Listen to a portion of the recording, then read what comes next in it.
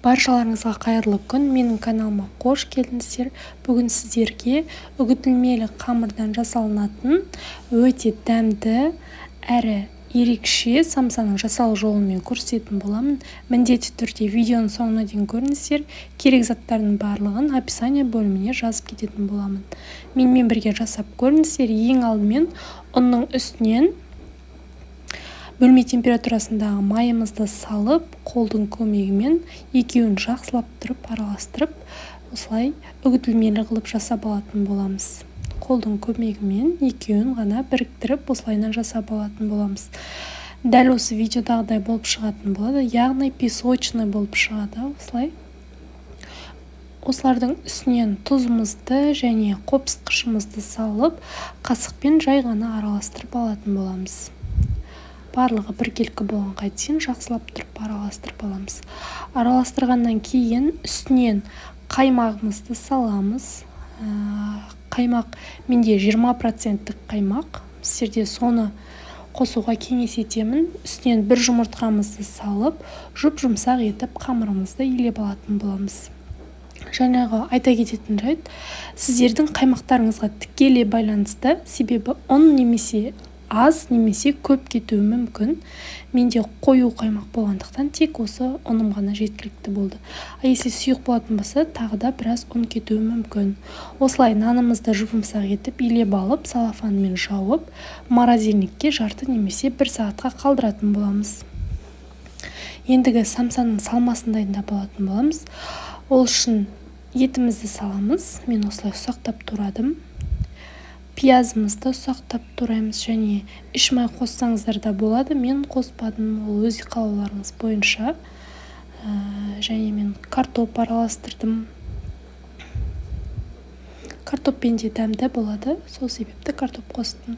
Дәміне қарай тұз, қара бұрыш, қызыл бұрыш салып, жақсылап тұрып, араластырып дайындап аламыз. Осыны міндетті түрде, осы самсаны міндетті түрде жасап көріңіздер, себебі өте дәмді болып шығады. Қатпарлы самсадан көрі осы самса өте тез әрі дәмді болатын болады.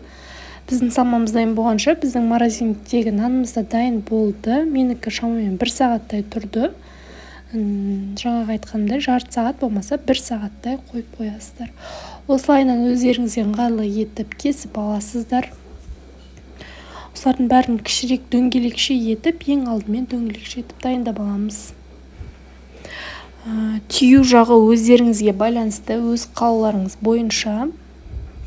Мен осылай барлығын дөңгелетіп алғаннан кейін, жақсылап ұнды көбірек сеуіп, дөңгелекше етіп, бүріп түйдім, дәл осы видеодағыдай.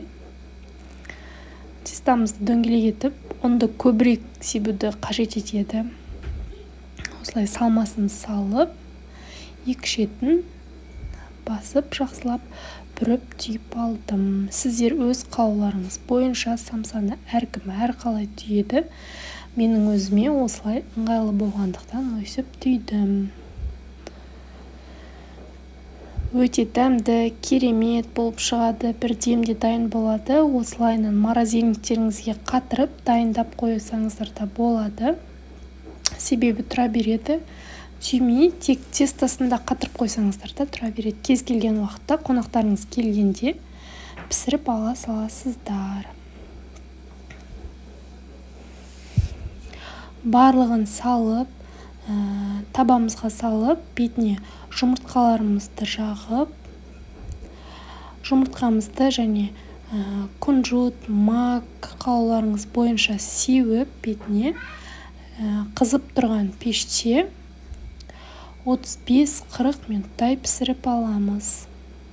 Қызып тұрған пешке салғандарыңыз дұрыс. Мінеки біздің самсамыз, үгітілмелі қамырдан самсамыз дайын болды. Тез әрі дәмді болып шығады. Міндетті түрде жасап көріңіздер. Каналыма тіркелмеген болсаңыздар, тіркелуді ұмытпаңыздар. Мінеки қарасаңыздар, ішінің барлығы піскен. Дәмі енді сөз жоқ, керемет болып шығады. Сіздермен болған аяудың асханасы. Рахмет.